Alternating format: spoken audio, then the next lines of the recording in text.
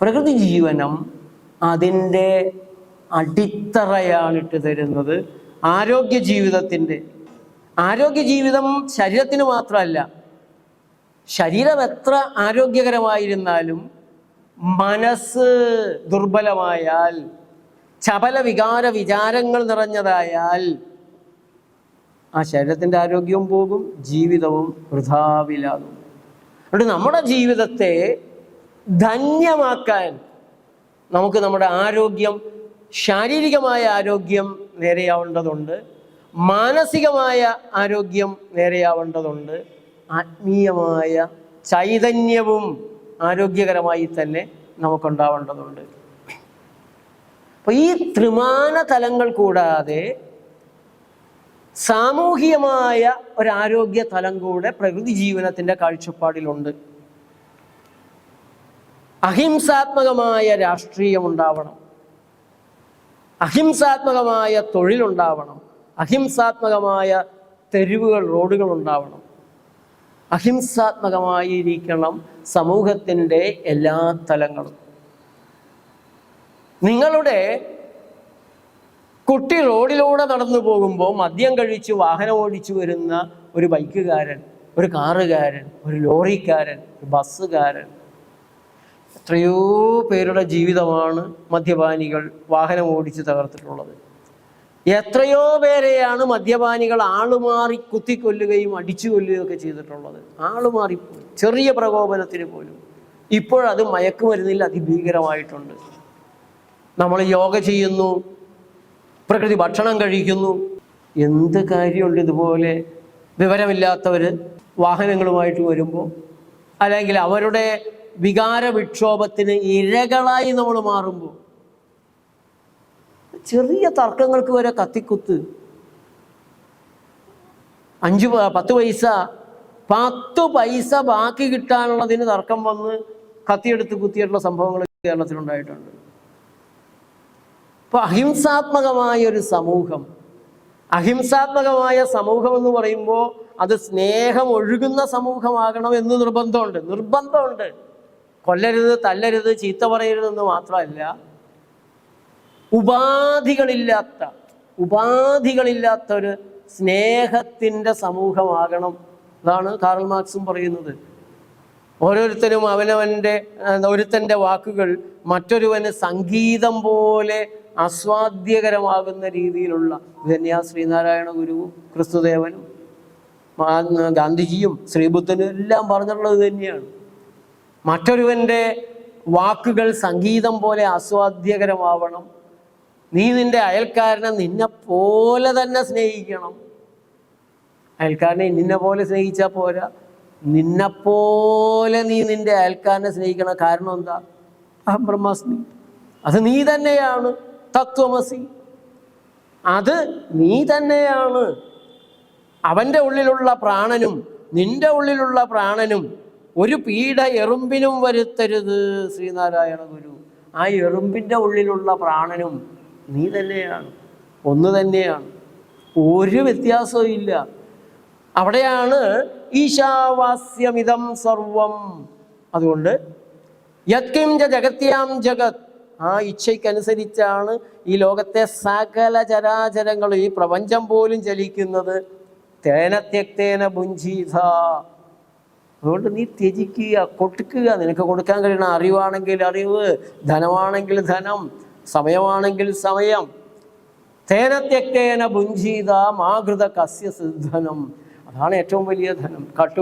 കൊണ്ടുപോകില്ല ചോരന്മാർ, കൊടുക്കും തോറും ഏറിയിടുമെന്ന് പറഞ്ഞ് വിദ്യയെക്കുറിച്ച് പറയുന്നത് പോലെ. അപ്പോൾ നമ്മുടെ ഈ പ്രകൃതി ജീവനം ഈ ചതുർമാന തലങ്ങളിലാണ്. സമൂഹത്തിൻ്റെ, ആരോഗ്യത്തിൻ്റെ, മനുഷ്യ ശരീരത്തിൻ്റെ, മനസ്സിൻ്റെ, ആത്മീയതയുടെ ചൈതന്യം, ഈ ചതുർമാന തലത്തിൽ നമുക്ക് വ്യത്യാസം ഉണ്ടാവണം.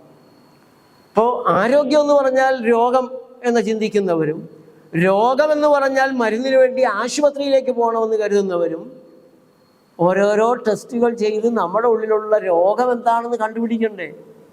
എന്നാൽ മാത്രമേ ചികിത്സ സാധ്യമാകൂ എന്ന് തെറ്റിദ്ധരിച്ച് ജീവിക്കുന്നവരുമാണ് നമ്മുടെ സമൂഹത്തിലുള്ളത്.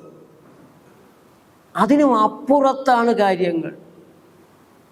ശരീരത്തെ നന്നാക്കിക്കൊണ്ട് നിങ്ങൾക്ക് രോഗങ്ങളെ മാറ്റാൻ സാധിക്കുമോ എന്നുള്ളൊരു ചോദ്യത്തിന് രോഗകാരണം എന്താണ്?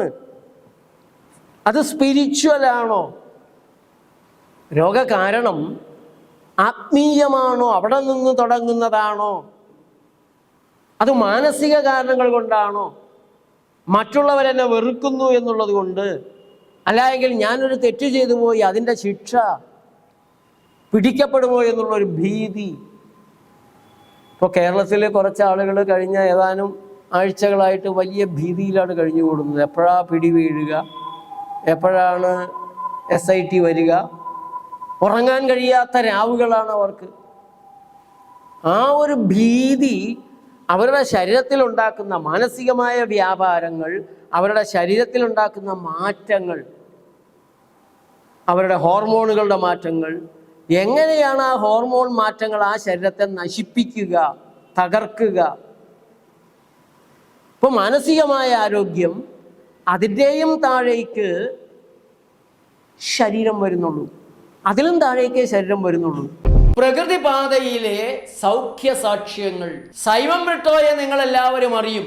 സൈമൺ ബ്രിട്ടോ തുടങ്ങി ലക്ഷ്മിക്കുട്ടി വരെയുള്ള പ്രകൃതി ജീവനത്തിന്റെ ഉപാസകരെ ഇന്റർവ്യൂ ചെയ്ത് എറണാകുളത്തെ പത്രലേഖകരിൽ പ്രധാനിയായ സോമു ജേക്കബ് തയ്യാറാക്കിയ ഒരു പുസ്തകമാണ്. ഏതെല്ലാം രോഗങ്ങൾ എങ്ങനെയെല്ലാമാണ് ഓരോരുത്തരും മാറ്റിയെടുത്തത് നിങ്ങൾക്ക് ഈ പുസ്തകത്തിൽ വായിക്കാൻ സാധിക്കും. കുറച്ചുകൂടെ കൃത്യമായി പ്രകൃതി ജീവനത്തെ മനസ്സിലാക്കാൻ, നിങ്ങൾക്ക് പ്രകൃതി ജീവനം പാലിക്കാൻ ആത്മവിശ്വാസം നൽകാൻ ഈ പുസ്തകം സഹായിക്കും. 130 രൂപയാണ് ഈ പുസ്തകത്തിന്റെ വില. 9496044503 ഈ നമ്പറിലേക്ക് നിങ്ങളൊരു വാട്സപ്പ് മെസ്സേജ് നിങ്ങളുടെ അഡ്രസ്സ് സഹിതം അയച്ചാൽ പുസ്തകം ലഭിക്കാനുള്ള നടപടിക്രമങ്ങൾ ആരംഭിക്കാൻ സാധിക്കും. അതേപോലെ തന്നെ നേച്ചർ ലൈഫ് പ്രോഡക്ട്സ് ഓൺലൈൻ സൈറ്റിലൂടെയും നിങ്ങൾക്ക് പുസ്തകത്തിന് ഓർഡർ നൽകാവുന്നതാണ്. ഏതു തരത്തിലുള്ള രോഗമുണ്ടെങ്കിലും അതിനെല്ലാം മറികടന്ന് ജീവിക്കാൻ മനുഷ്യന് സാധിക്കില്ലേ? സ്വാമി പരമഹംസർക്ക് ക്യാൻസർ പിടിപെട്ടു എന്നാണ് പറയുന്നത്. അതെൻ്റെ ശരീരത്തിനല്ലേ, എനിക്കല്ലല്ലോ. അതെൻ്റെ ശരീരത്തിനല്ലേ, അതിനെനിക്കല്ലല്ലോ. ഞാൻ ഈ ശരീരമല്ലല്ലോ. നാളെ ഈ ശരീരത്തെ ഉപേക്ഷിച്ച് ഞാൻ മുന്നോട്ട് തന്നെ പോകുമല്ലോ. അപ്പം ഞാൻ എന്താണ് എന്നതിനെ വേറൊരു തരത്തിൽ കാണുന്ന ഒരു വ്യക്തിയുടെ മുന്നിൽ ഈ ശരീരത്തിൻ്റെതായ പ്രയാസങ്ങൾ, ദുഃഖങ്ങൾ, ദുരിതങ്ങൾ, മനസ്സിൻ്റെ ദുഃഖങ്ങൾ പോലും പ്രസക്തമല്ലാതായി തീരുന്നുണ്ട്. അപ്പോൾ ഈ ചതുർമാന തലത്തിൽ ആരോഗ്യ സംരക്ഷണം, ഈ ആത്മീയ തലമെന്ന് പറയുമ്പോൾ പലപ്പോഴും അത് വലിയ വിമർശനത്തിനിടയാക്കുമെന്ന് എനിക്കറിയാം. പക്ഷെ മനുഷ്യൻ്റെ ആന്തരികമായ ഊർജതലം, കാണപ്പെടാത്ത ഊർജതലം, മനുഷ്യൻ്റെ ശരീരത്തിലുള്ള 37.2 അടുപ്പുകൾ, സ്റ്റൗകൾ ഉണ്ടാക്കുന്ന ഒരു ഊർജമാണ് നമ്മുടെ ഊർജം. നമ്മുടെ ശരീരത്തിന് 37.2 ട്രില്യൺ 1 ലക്ഷം കോടി എന്നൊക്കെ ഒരു ട്രില്യനെ കുറിച്ച് പറഞ്ഞ് കേട്ടിരിക്കുന്നത് എനിക്കത്ര അറിഞ്ഞുകൂടാ. അത്രയും സ്റ്റൗകൾ കത്തിയുണ്ടാകുന്ന ഊർജം ഓരോ കോശത്തിലെയും മൈറ്റോകോൺട്രിയ ഊർജം ഉണ്ടാക്കുന്നുണ്ട്. ആ ഊർജത്തെ ഇലക്ട്രിസിറ്റി ആയിട്ടാണ് ശാസ്ത്രം വിശദീകരിക്കുന്നത്. ഒരു കോശം ഉൽപ്പാദിപ്പിക്കുന്ന എനർജി, ഇലക്ട്രിസിറ്റി 0.07 മില്ലി വോൾട്ടാണ്. ഓരോ കോശവും ഓരോ സെല്ലും 0.07 മില്ലി വോൾട്ട് ഇലക്ട്രിസിറ്റി പ്രൊഡ്യൂസ് ചെയ്യുന്നുണ്ട്. ഈ sum total energy, sum total of 37.2 trillion cells, അതൊരു അജയ്യമായ ഊർജശേഖരമാണ്. ഒരു ട്രാൻസ്ഫോമർ പോലെ ഊർജം തിങ്ങി നിൽക്കുന്നതാണ് ഓരോ മനുഷ്യ ശരീരവും. ഒരു സ്പിരിച്വൽ ലെവലിലാണ് അതിനെ നമ്മൾ കാണേണ്ടതെന്ന് എനിക്ക് തോന്നുന്നു. അതിൻ്റെ ആകത്തുകയായി ഉണ്ടാകുന്ന നമ്മുടെ ഈ ബോധതലം, മനസ്സെന്ന തലം, അത് കേവലം തലച്ചോറാണെന്നും തലച്ചോറിലെ തോന്നൽ കാണുന്നൊക്കെ പറയുന്നവരുണ്ട്. എങ്ങനെയായാലും വികാര വിചാരങ്ങൾ നമ്മൾ അനുഭവിക്കുന്നത് അവിടെയാണ്. നിങ്ങൾ ഒരു ദിവസം മനസ്സിൽ ദുഃഖചിന്തകൾ വന്നു, വീടിൻ്റെ മുന്നിൽ ഇങ്ങനെ ഇരിക്കുമ്പോൾ വഴിയെ പോയ ഒരാൾ ചോദിക്കുകയാണ്, എന്ത് പറ്റി, എന്താ ഇത്ര സങ്കടം, എന്താ സങ്കടപ്പെട്ടിരിക്കുന്നത്? എങ്ങനെയാ ആൾക്ക് മനസ്സിലാവണേ? നമ്മുടെ മനസ്സിലുള്ള ഒരു വികാരതലം കാണുന്നവർക്ക് എങ്ങനെ മനസ്സിലാകുന്നു? അത് ബയോളജിക്കലായിട്ട് സ്വാധീനം ചെലുത്തുന്നു. സ്പിരിച്വലായ മെൻ്റലായ തലങ്ങൾ ബയോളജിക്കൽ ഇമ്പാക്റ്റിലേക്ക് എങ്ങനെ വരുന്നു എന്ന് നമ്മൾ തിരിച്ചറിയണം. നമുക്ക് വേണ്ടപ്പെട്ട ഒരാൾ മരിച്ചു എന്നറിഞ്ഞാൽ ആരോഗ്യമെല്ലാം പോയി നമ്മൾ തളർന്ന് അവശതയാകുകയാണ്. 5 മിനിറ്റ് കഴിഞ്ഞ് അത് വാർത്ത മാറിപ്പോയതാണ്, വേറൊരു സുശീലയാണ് മരിച്ചതെന്ന് പറയുമ്പോൾ ആരോഗ്യം തിരിച്ചു വരുന്നു, ശരീരം ഉഷാറാകുന്നു. കൂമ്പിപ്പോയതാ, അവശമായി പോയതാണ്. ആ വാർത്തയിൽ ഞൊടിയിടയിലാണ് മാറ്റം. ഇതാണ് നമ്മുടെ വികാര വിചാരങ്ങളും ശരീരവും ശരീരത്തിലുള്ള ഗ്രന്ഥികളും അവയുൽപ്പാദിപ്പിക്കുന്ന ഹോർമോണുകളും ശരീരത്തിലെ സിസ്റ്റംസും തമ്മിലുള്ള പ്രവർത്തനങ്ങളിലെ നിരന്തരമായ ബന്ധം. അപ്പോൾ നിരന്തരമായി വികാര വിചാരങ്ങളുടെ ദുസ്വാധീനത്തിൽപ്പെടുന്ന ഒരു ശരീരം ഒരിക്കലും നേരെയാവില്ല. ആ ശരീരത്തിന് ഒരിക്കലും ആരോഗ്യം ഉണ്ടാവില്ല. അത്തരം ശരീരത്തിൽ പിടിപെടുന്ന ഒരു രോഗവും മാറാനും പോകുന്നില്ല.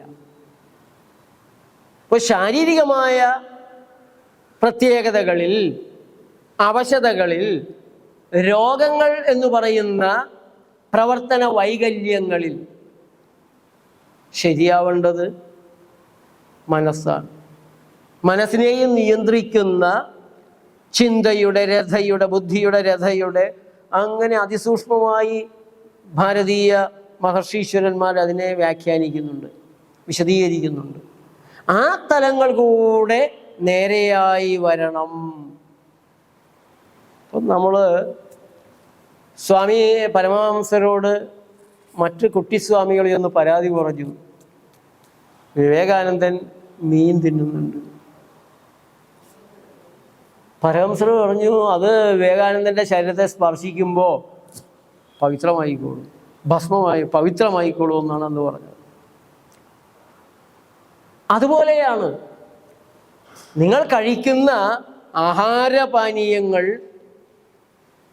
അതിൽ അല്പമൊക്കെ അശുദ്ധി ഉണ്ടെങ്കിലും നിരന്തരമായാൽ ചിലപ്പോൾ ശരീരം പരാജയപ്പെട്ട, പക്ഷേ അപ്പോഴും നിങ്ങളെന്ന് പറയുന്ന ആ കോറ് ശുദ്ധമാണെങ്കിൽ അതിനെ തിരിച്ച് ശുദ്ധമാക്കാൻ, നേരെയാക്കാൻ, പവിത്രമാക്കാൻ, അല്ലെങ്കിൽ അതിനെ ഉൾക്കൊള്ളാൻ.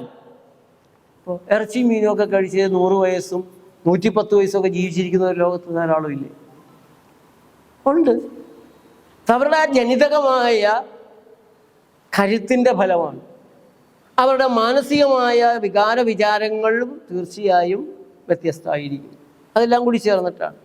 നമ്മുടെ ജീവിതം എങ്ങനെയാവണം, ആഹാരം എങ്ങനെയാവണം, ആഹാരം എങ്ങനെയായാലും മനസ്സ് ഇങ്ങനെ തന്നെ ആയിരിക്കുമോ, ആത്മീയമായ ചൈതന്യം അങ്ങനെ തന്നെ ആയിരിക്കുമോ, ഈ ആഹാരമായിട്ട് അതിന് ബന്ധമുണ്ടോ, അതോ അതെല്ലാം കൂടെ ആഹാരത്തെ എങ്ങനെയാണ്? എല്ലാം ഈ